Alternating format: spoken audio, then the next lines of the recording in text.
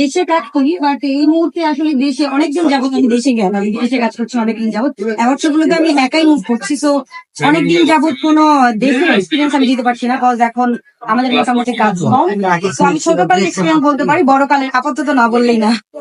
আসলে আমি শিখছি, আর আমার যে ক্যাটাগরিটা হচ্ছে ডান্স, এইটা ডান্সের এমন কোনো মডার্ন টিচার আপনি বাংলাদেশে দেখাতে পারবেন না যে আমরা সবাই ফলো করি, বাট এখনো পর্যন্ত বাংলাদেশে ডান্স নিয়ে মডার্ন টিচার এমন কেউ নাই যে আমি যে ক্যাটাগরিটা ওই টাইপের করে আমাকে রেডি করবে।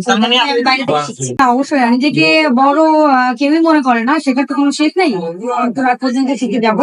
তো আমি বাইরে থেকে এমন বাংলাদেশে নতুন ভাবে প্রেজেন্ট করতে চাই, যেটা এর আগে কেউ বাংলাদেশে করেনি।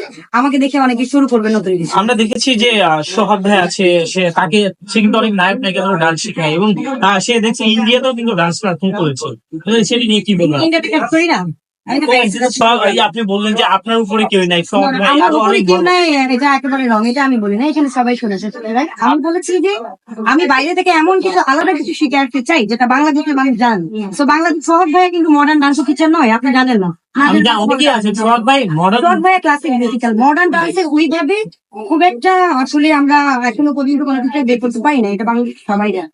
ডান্স সেক্টরটা বাংলাদেশে এখন অনেক দুর্বল, বাট আমি নতুন কিছু করতে চাই, নতুন কিছু শিখে বাংলাদেশে দিতে চাই, যেটা এর আগে কেউ দেয়নি। আমার পয়েন্টটা হচ্ছে এর আগে কেউ দেয়নি, যেটা এটা আমি দিতে চাই, আমি শিখছি। আচ্ছা, আপনি বাংলাদেশে সর্বপ্রথম কার সাথে কাজ করতে চান?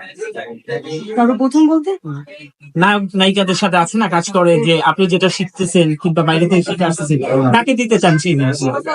এটা আসলে অনেকে সুবিধা বঞ্চিত মানুষের মেয়েরা অনেকে সঠিক প্ল্যাটফর্ম পায় না, অনেকে তাদেরকে আমি তাদের জন্য এমন কিছু করতে চাই তারা ইজিলি যেন আমরা যে জায়গাগুলোতে কাজ করছি তাদের স্বপ্নগুলো যেন পূরণ করতে পারি, এরকম কিছু আসলে আমি একাডেমি খুলতে চাই না কখনোই, বাট আমার কিছু কাজ আমি রেখে যেতে চাই।